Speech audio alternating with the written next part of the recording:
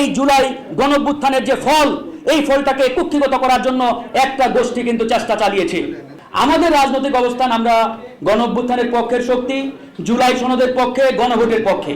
আমাদের দলের সভাপতি জনাব নুরুল হক নূর, তিনি বর্তমান সরকারের একটি দায়িত্ব পালন করছেন। আমরা জনাব নুরুল হক নূর সহ বর্তমান যে সরকার, এই সরকারের প্রতি আমরা আহ্বান জানাই, সরকার যাতে জুলাই সনদ এবং গণভোটের বাস্তবায়ন করেন। ইতিমধ্যে সরকার প্রধান জনাব তারেক রহমান ঘোষণা দিয়েছেন যে আমরা পুঙ্খানুপুঙ্খভাবে জুলাই সনদ বাস্তবায়ন করব। আমরা তার এই ঘোষণার উপর আস্থা রাখতে চাই এবং জনাব তারেক রহমানকে বলতে চাই, জনগণের যে আকাঙ্ক্ষা, জনগণের যে প্রত্যাশা, জনগণের যে ডিমান্ড, যে গণঅভ্যুত্থানের মধ্য দিয়ে আজকে আমরা একটি নতুন বাংলাদেশ পেয়েছি, সেই গণঅভ্যুত্থানের যে মূল স্পিরিট, এটা যাতে বাস্তবায়ন করা হয়। আমরা তাকে সহ তার সরকারকে আমরা আহ্বান এখনো জানাচ্ছি, ইনশাআল্লাহ ভবিষ্যতেও এই আহ্বানটি আমরা অব্যাহত রাখবো। তাই প্রিয় বন্ধুগণ, আমরা জনগণের জন্য এই রাজনৈতিক দল এবং আমাদের এই রাজনীতি শুরু করেছিলাম, তার ওই ধারাবাহিকতায় কিন্তু গণঅভ্যুত্থান হয়েছে। গণঅভ্যুত্থান করে আজকে একটি নতুন বাংলাদেশ আমরা পেয়েছি।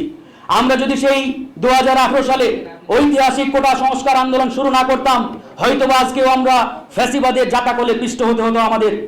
আমরা শুরু করেছিলাম বিদায় আল্লাহ পাকের রহমত এবং সকল রাজনৈতিক দলের সম্মিলিত প্রচেষ্টার মধ্য দিয়ে দীর্ঘ লড়াই করে ফ্যাসিবাদকে বাংলাদেশ থেকে উৎখাত করেছি। আজকের এই নতুন বাংলাদেশ, এই নতুন বাংলাদেশে একক কোনো ব্যক্তি, দল কিংবা সংগঠনের ক্রেডিট নেই। এই ক্রেডিট এদেশের আপামর জনগণের, সকল রাজনৈতিক দলের, সকল প্রতিষ্ঠানগুলোর, সংগঠনগুলোর। সেই জায়গাতে আমরা সকলকে ক্রেডিট দিতে চাই। আসলে সমস্যাটা কোথায় দাঁড়ায়? ওই যে আমরা 71-এর কথা বলি, যে 71-এর মহান মুক্তিযুদ্ধ যেমন এদেশের আপামর জনগণ করেছিল, কোনো একক ব্যক্তি কিংবা গোষ্ঠী করে নাই, করেছিল এদেশের জনগণ। কিন্তু অত্যন্ত দুঃখের বিষয়, 71-এর মহান মুক্তিযুদ্ধের পরে, দেশ স্বাধীনের পরে দেখা গেল একটি নির্দিষ্ট গোষ্ঠী ওই 71-এর মহান মুক্তিযুদ্ধের যে ফসল, এই ফসলকে তারা কুক্ষিগত করে ফেলেছিল। আজকের এই বিতর্ক 54 বছরেও শেষ হয় নাই বন্ধুগণ। আজকে পার্লামেন্টে দাঁড়িয়ে আমরা যখন শুনি মুক্তিযুদ্ধের পক্ষের শক্তি, বিপক্ষের শক্তি, আমরা লজ্জিত হই, আমাদের মাথা নিচু হয়ে যায়। এই 54 বছর পর শক্তি, এই বিতর্কটা জারি থাকবে। জাতি হিসাবে এটা আমাদের জন্য অত্যন্ত বড় একটা লজ্জার বিষয়। একই কথা, একই বিষয় আপনারা জানেন, এই জুলাইয়ের গণঅভ্যুত্থান করেছিল এদেশের আপামর জনগণ।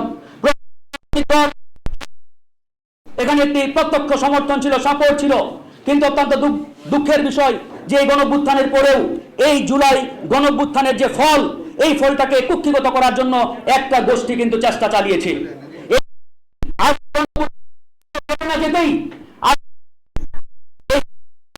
শক্তি বিপক্ষের শক্তি দাঁড়িয়ে গেছে। এভাবে চলতে থাকলে আমাদের এই বিপ্লব কিংবা গণঅভ্যুত্থানগুলো ভবিষ্যতেও কিন্তু ভয়াবহ প্রশ্নের মুখে পড়বে।